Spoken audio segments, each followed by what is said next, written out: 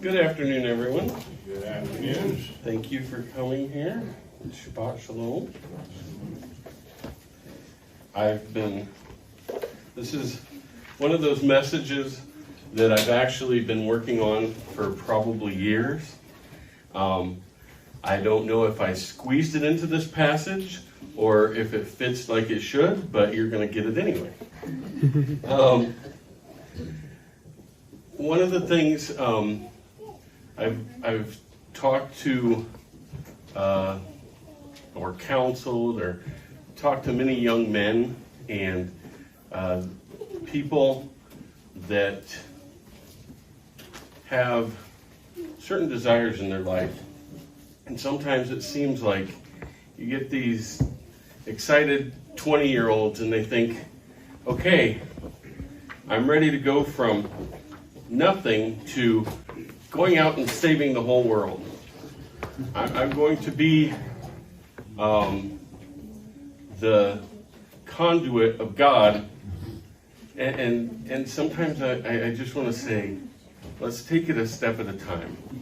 Let's start at the beginning.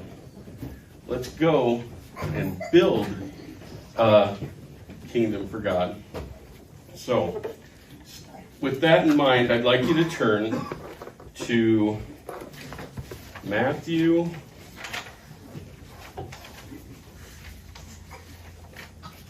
25, 14 through 30.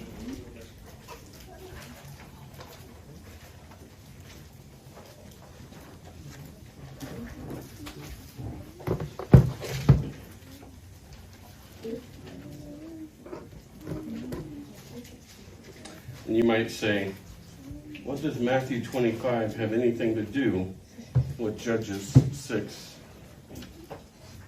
And hopefully I can point that out to you. So, starting at Matthew 25, this is the parable of the talents, if you don't know. For the kingdom of heaven is like a man traveling to a far country, who called his own servants and delivered his goods to them. And to one he gave 5 talents, to another 2, and to another 1, to each according to his own ability. And immediately he went on a journey. Then he who had received the 5 talents went and traded with them, and made another 5 talents. And likewise, he who had received 2 gained 2 more also. But he who had received 1 went and dug in the ground and hid his Lord's money. After a long time, the Lord of those servants came and settled accounts with him. So he who had received 5 talents came and brought 5 other talents, saying, Lord, you delivered to me 5 talents. Look, I have gained 5 more talents besides them. His Lord said to him, Well done, good and faithful servant. You who are faithful over a few things, I will make you ruler over many things. Enter in the joy of your Lord.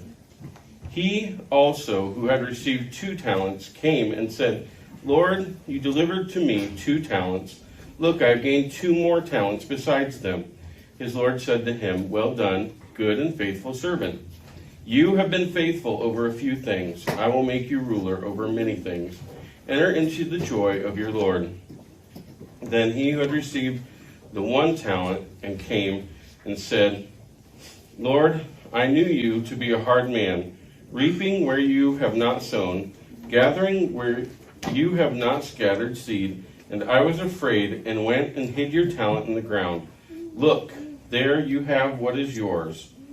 But his Lord answered and said to him, You wicked and lazy servant, you knew that I reaped where I have not sown, and gather where I have not scattered seed. So you ought to have deposited my money with the bankers, and at my coming I would have received back my own with interest. So take the talent from him, and give it to him who has 10 talents. For to everyone who has more will be given, and he will have abundance. But from him who does not have, even what he has will be taken away. And cast the unprofitable servant into the outer darkness. There will be gnashing of teeth, weeping and gnashing of teeth. Okay. that read, let's turn to Judges, and we'll read about Gideon. We're going to read Judges 6:23 through 32.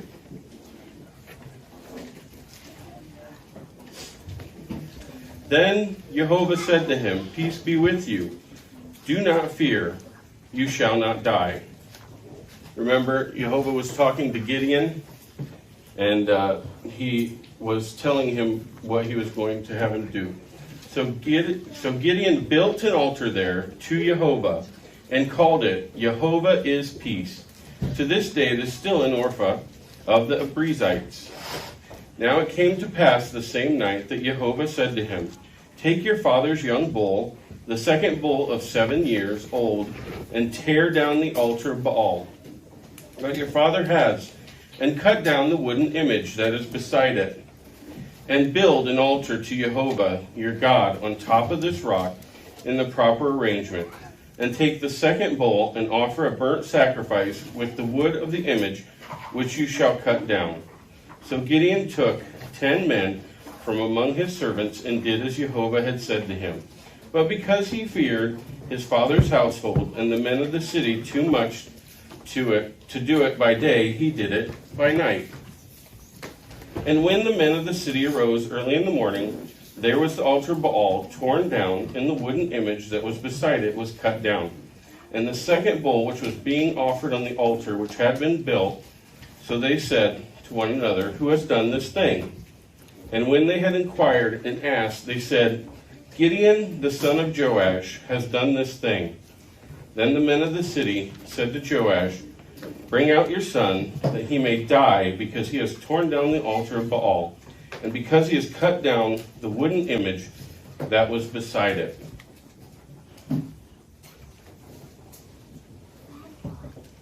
Okay, so we're going to have to go backwards a little bit and see what was it that God was going to ask Gideon to do.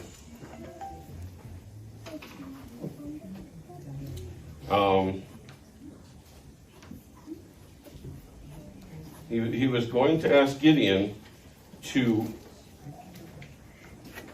Oh man, how did I not write that down?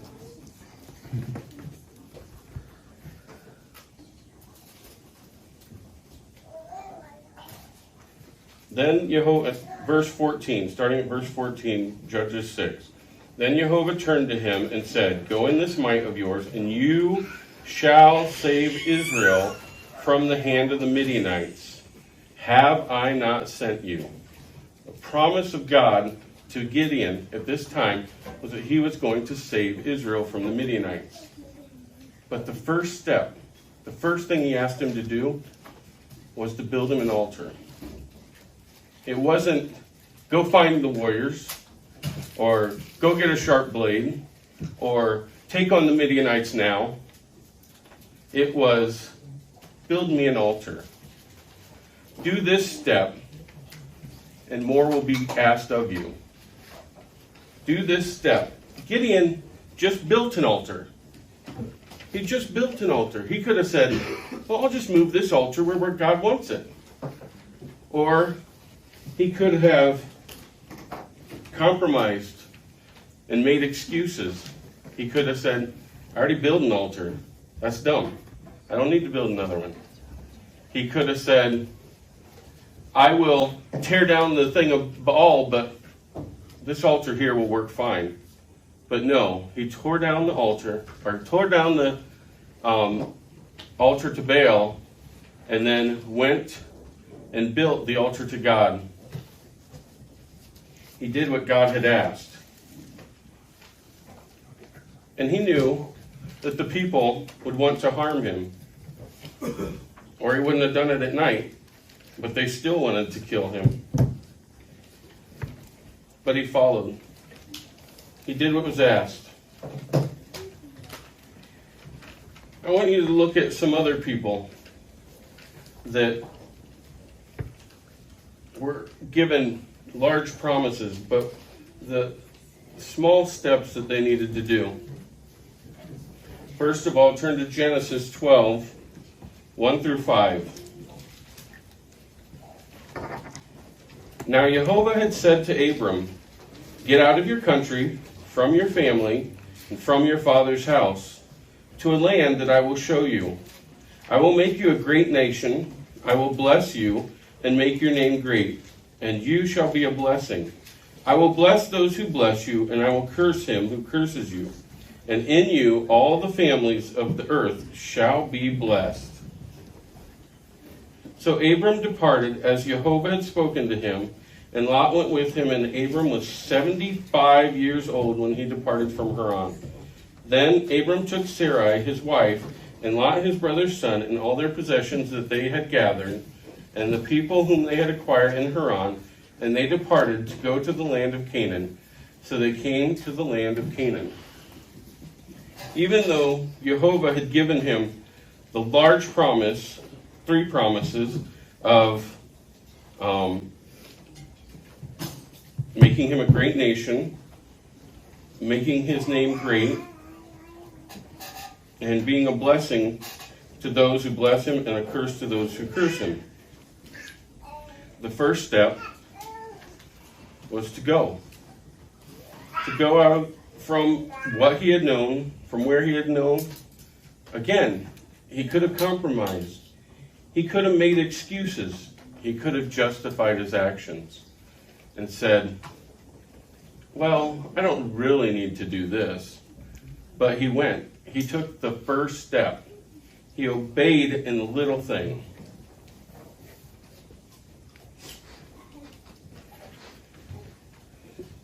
Let's also turn to Exodus 3, 4 through 10.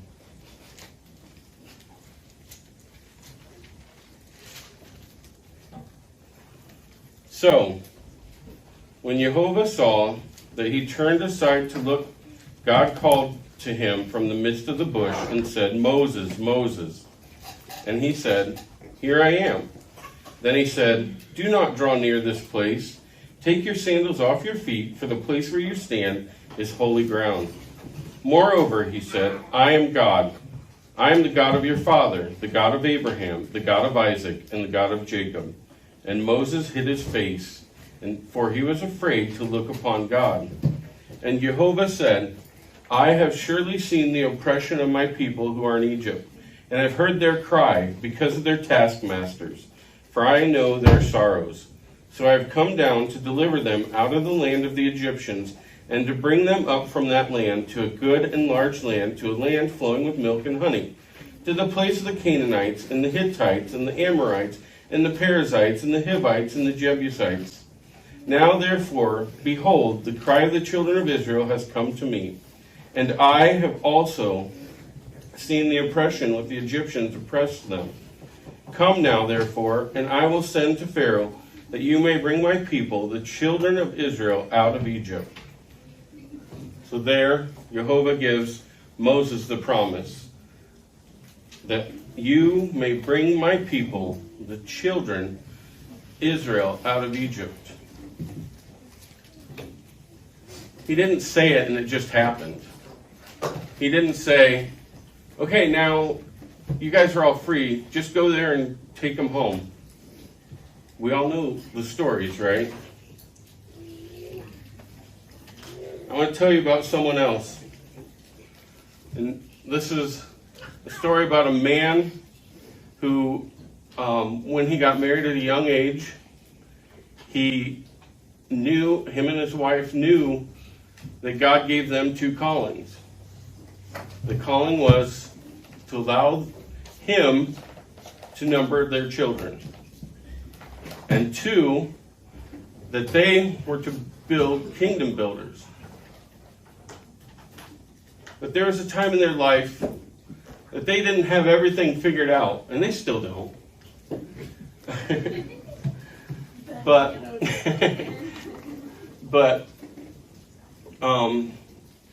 they came to a place where Tyler was about 3, and Rachel was probably about 1.5. And I had asked my wife, I said, "Hey, let's do Halloween this year, because we'll make it about all the good things. They'll dress up as police officers or firefighters or princesses. We'll take the evil out of Halloween. We can do this. And I don't think my wife, I think she knew, but she allowed me to do it. And so I worked with my daughter Tyler for probably 2 weeks building this up. It's listen to the good things, princesses, and so I said, let's sit down and you draw for me what Halloween is. So she brings me a picture, and I, as a 3-year-old, what is this? It's a witch and ghost. And I said, no, goblins. I said, nope, we're done with this. There's nothing redeeming in this thing. And it may sound silly, but that was the first step. It was saying, I don't need my thing. I don't need my childhood. I don't need to take this thing and redeem it. I don't need to come along and be the hero of the day. However you want to look at this, I don't compromise. I can't make excuses, and you can't justify the actions. So you have to do what Jehovah says. And of course, again, we didn't overnight get rid of Christmas and Easter and all those things. But it was a step. It was a starting point. And I was very young, and now I'm much older. But I am nowhere near the age that, well, I was going to say Abraham and Moses. Abraham was 75 when he was called out of the land, and Moses was 80 when he was given the promise to lead them out of the Israelites out of Egypt. So here we have also, going back to the original story, see, as I said, I might be trying to fit this in, to Gideon. And he took that step, and he did it, and he followed through, and he completed it. And it had nothing to do with the promise. Did you notice that? I mean, it didn't ultimately have anything to do with saving Israel, but it showed his obedience to God.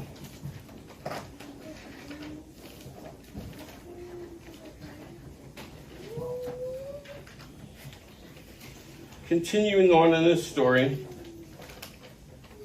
I left off at 32. Oh, I did not. I left off at 30.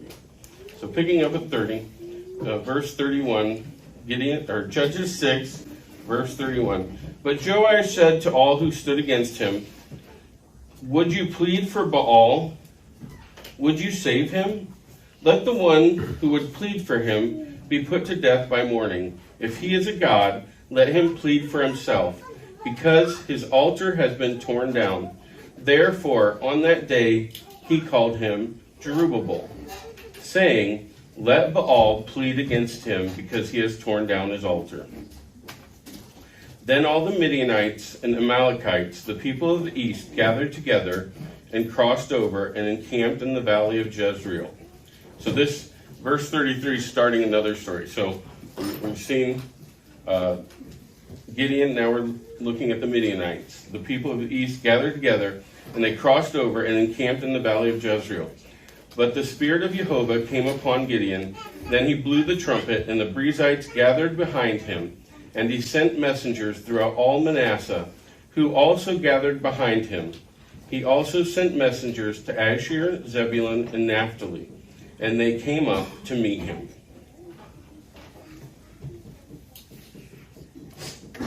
Okay. So Gideon said to God, if you will save Israel by my hand, as you have said, look, I shall put a fleece of wool on the threshing floor. If there is dew on the fleece only, and it is dry on all the ground, then I shall know that you will save Israel by my hand, as you have said. And it was so. When he rose early the next morning and squeezed the fleece together, he wrung the dew out of the fleece, a bowl full of water. Then Gideon said to God, do not be angry with me, but let me speak just once more. Let me test, I pray, just once more with the fleece. Let it now be dry only on the fleece, but on all the ground let there be dew. And God did so that night. It was dry on the fleece only, but there was dew on all the ground.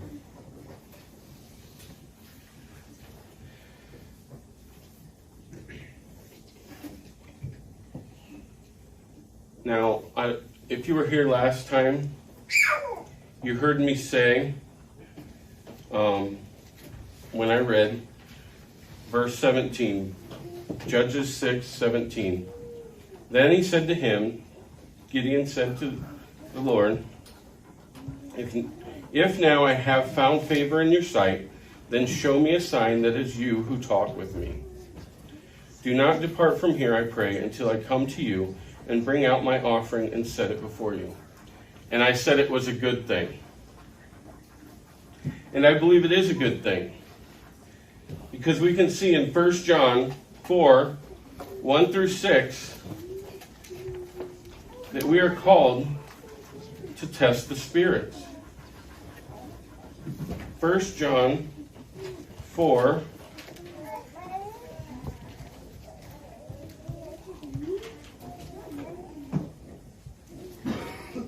1 through 6.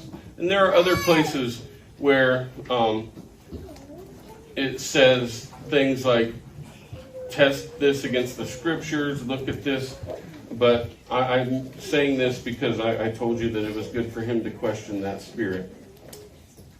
Beloved, do not believe every spirit, but test the spirits, whether they are of God, because many false prophets have gone out into the world. By this you know the Spirit of God. Every spirit that confesses that Yeshua, Messiah, has come in the flesh is of God, and every spirit that does not confess that Yeshua, Messiah, has come in the flesh is not of God.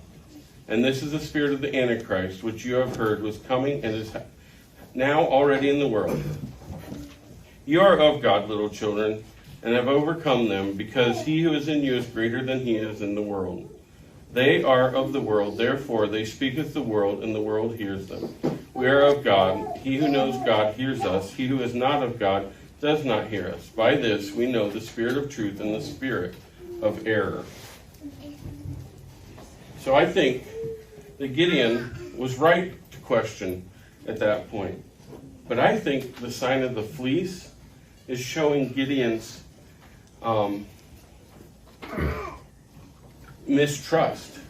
He says here, if you will save Israel by my hand as you have said, he already said it. There was no need for this test. Look, I will put this fleece out. How do we know we should not test God? Please turn with me back to Deuteronomy 6, 13 through 19.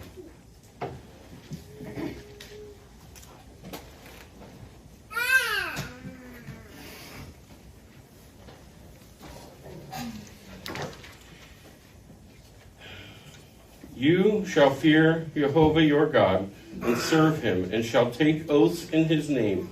You shall not go after other gods, the gods of the peoples who are all around you. For Jehovah your God is a jealous God among you, lest the anger of Jehovah your God be aroused against you, and destroy you from the face of the earth. You shall not tempt Jehovah your God as you tempted him in Mesa. You shall diligently keep the commandments of Jehovah your God, his testimonies and his statutes which he has commanded you, and you shall do what is right and good in the sight of Jehovah, that it may be well with you, and that you may go in and possess the good land of which the Lord swore to your fathers, to cast out all your enemies from before you, as Jehovah has spoken.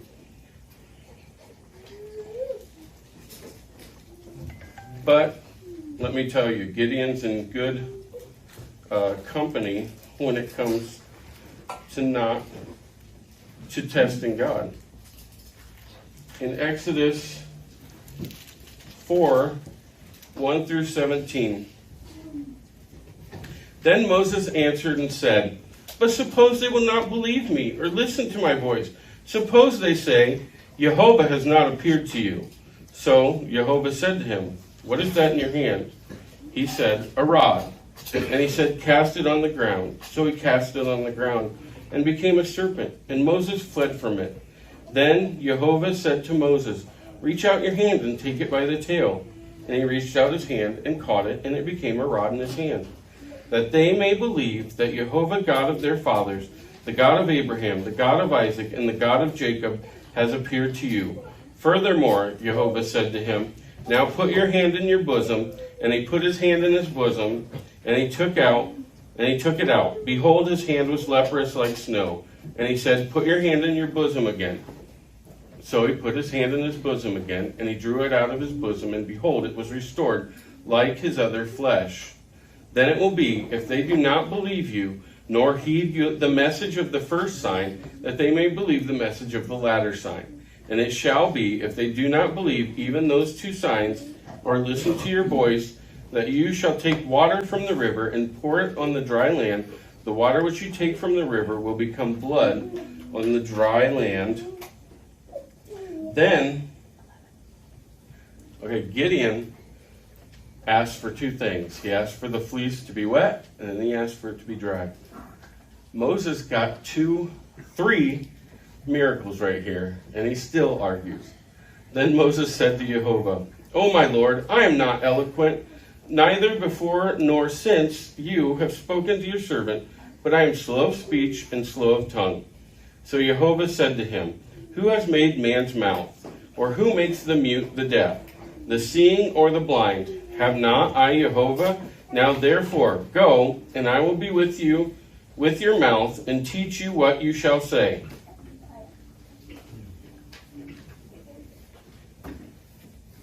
Is this the second time he's told him to go? Sorry. I thought I had marked that, but I didn't. Maybe that's the first.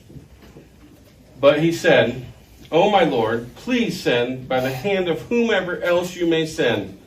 So the anger of Jehovah was kindled against Moses. And he said, "Is not Aaron the Levite your brother? I know that he can speak well. And look, he is also coming to meet you. When he sees you, he'll be glad in his heart. Now you shall speak to him and put the words in his mouth, and I will be with your mouth and with his mouth, and I will teach you what you shall do. So he shall be your spokesman to the people, and he himself shall be as a mouth for you, and you shall be to him as God, and you shall take his rod in your hand, with which you shall do the signs." So Moses pushed back. He said, "I'm not good enough." And God said, "It's my power either way." And so, but these two men had doubted the promise that God had given them. And you can also look at Abram. And Abram in Genesis 16, 1 through 4, of course it's more his wife in this setting, but I would argue that Abram didn't declare that she was wrong, but here we go. Genesis 16, 1 through 4. Now Sarai, Abram's wife, had borne him no children, and she had an Egyptian maidservant whose name was Hagar. So Sarai said to Abram, "See now, Jehovah has restrained me from bearing children. Please go in to my maid. Perhaps I shall obtain children by her." And Abram heeded the voice of Sarai. Then Sarai, Abram's wife, took Hagar her maid, the Egyptian, and gave her to her husband, Abram, to be his wife. After Abram had dwelt 10 years in the land of Canaan, so he went into Hagar, and she conceived. And when she saw that she had conceived, her mistress became despised in her eyes. I don't know that I would call this a testing of Jehovah at this point. I think the other two were, but I think this was more of losing sight of the promise as time goes on. And sometimes we can tend to do that. Continuing the story with the family I was telling you about before, knowing that Jehovah had told them to number their children, they had listened to people around them saying, you don't have the funds to have another kid. You don't have the house. You don't have the means to meet the needs of more children. So I'll tell you this. 2 of my children, Rachel and Brendan, I'm sorry if this is the first time you're hearing this, Brendan, were both born while my wife was taking the pill. So God said to us, do what you want. I'm numbering your children. So we sort of gave up after that. We said, yes, we see what you're doing here. We trust you.